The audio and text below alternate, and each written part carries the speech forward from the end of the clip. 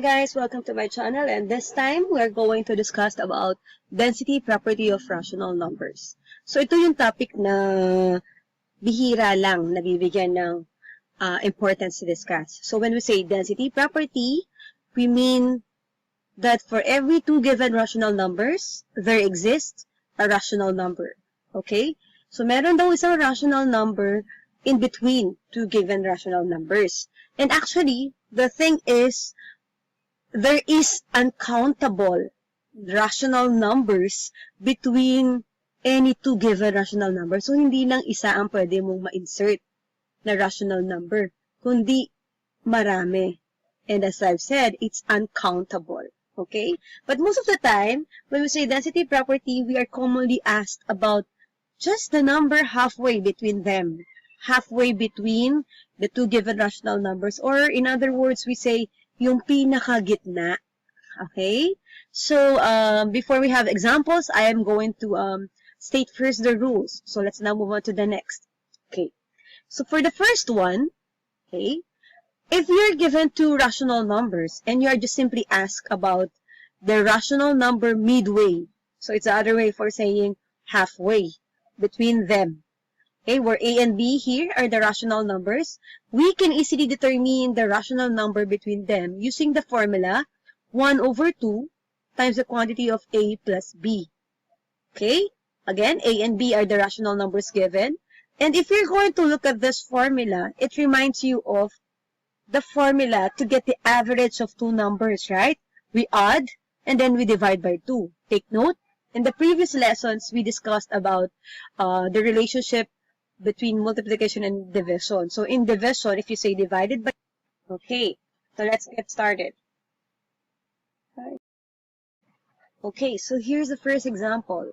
Find a rational number halfway between 5 and 6. So gaya na sinabi natin sa rule kanina, we get the average to determine the rational number halfway between them. So when we get the average, it's going to be 5 added to 6 all over 2. And we know that the sum of 5 and 6 is 11 over 2. Or, pwede nyo i-convert yan sa decimal number. You have 5.5. Okay? And there you have the rational number between 5 and 6. The rational number halfway between them. Okay? Let's move on to the next. So this time, you're going to get still a rational number halfway between two given fractions naman. Okay?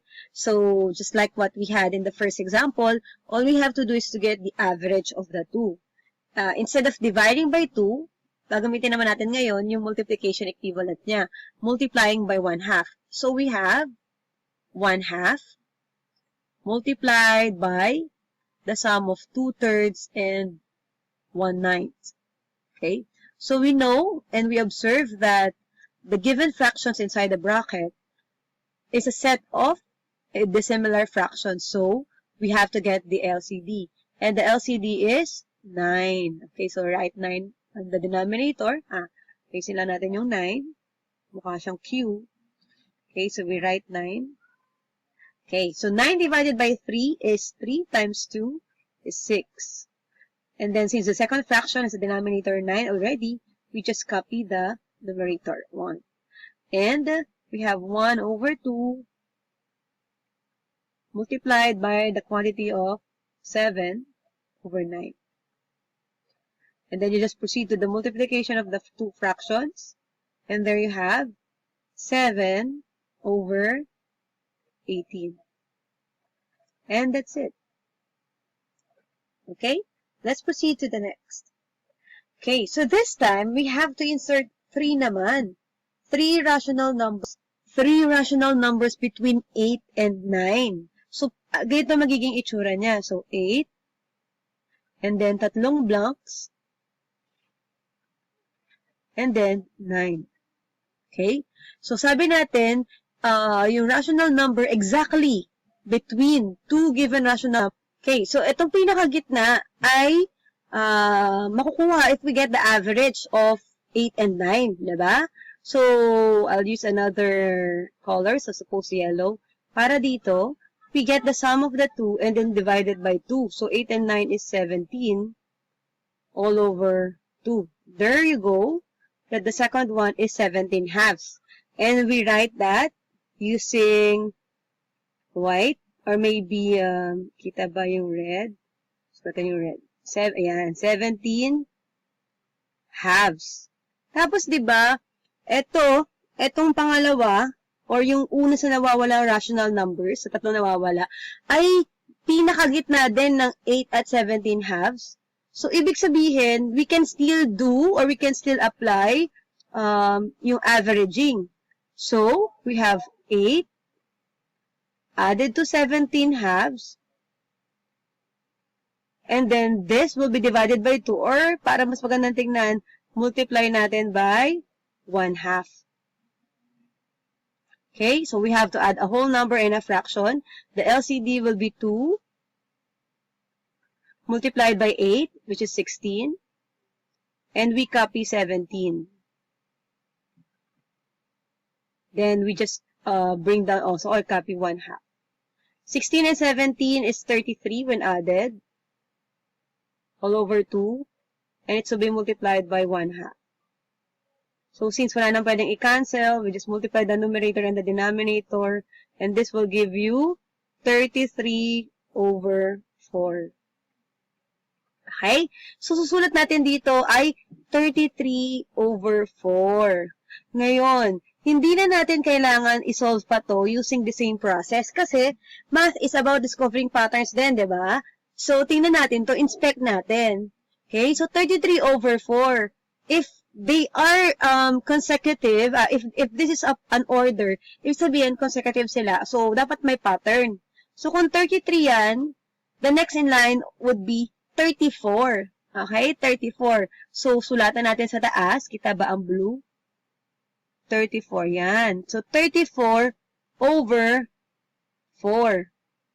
Is 34 over 4 when simplified 17 halves? Divide mo yan sa 2. Yes, 17 halves. At yung 33 over 4 ay the number before it. So, if we work backwards, 33 less 1 is 32 over 4. Now, what is 32 over 4 equal to 8? Yes. So, that means tama yung na-discover natin na pattern. And then, without solving here, just like what we did in the first of the 3 rational numbers that's needed to solve for, hindi mo na kailangan gawin ngayon dito, kundi ano na lang yung susunod sa 34. Okay, we have 35 over 4. And if we're going to complete the list, ang susunod sa 35 ay 36. 36 over 4. Is 36 over 4 9? Yes, so that means our answer would be 33 over 4, 17 halves, and 35 over 4. Okay? Ngayon, ang sabi natin kanina, balik tayo dun sa second rule. Sa second rule daw kasi, yung kung mag-insert ka ng 2 or more in rational numbers equidistant between the two given rational numbers, instead doing the averaging, you can still do something. Yung solve natin si D. And then, we just keep on adding D to the preceding numbers to get the succeeding numbers. Okay? So, recall natin. So, sabi natin, ang D daw, we solve D using the formula B minus A all over N plus 1. So, yung B natin dyan ay 9 minus A, which is 8. Yung N natin ay 3, since tatlo i-insert na rational numbers, and then added to 1.